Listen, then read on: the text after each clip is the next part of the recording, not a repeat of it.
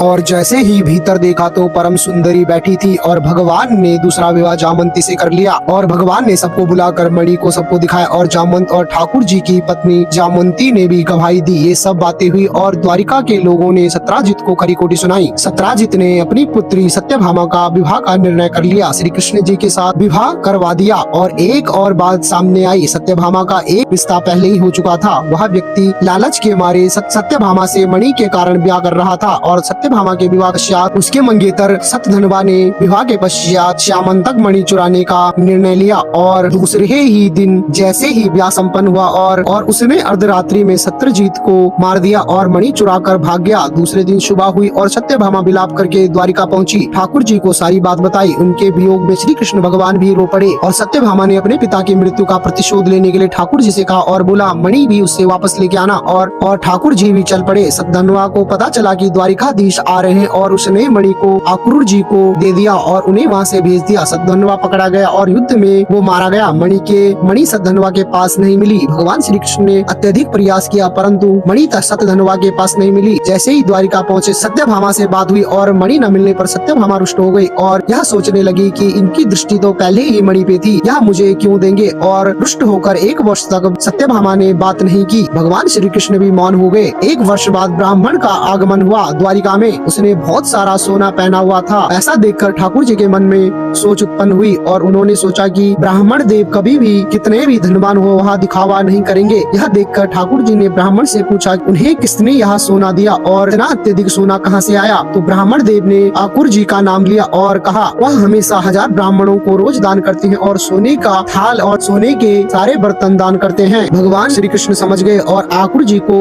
एक पत्र लिखा और यह श्यामंतक मणि की देन है। सत्यधनवा आपका बहुत अच्छा मित्र था। और यह पत्र पढ़कर आकुर ने मणि का रहस्य खोला और सत्यभामा का संदेह दूर किया और ठाकुर जी से सत्यभामा ने क्षमा मांगी।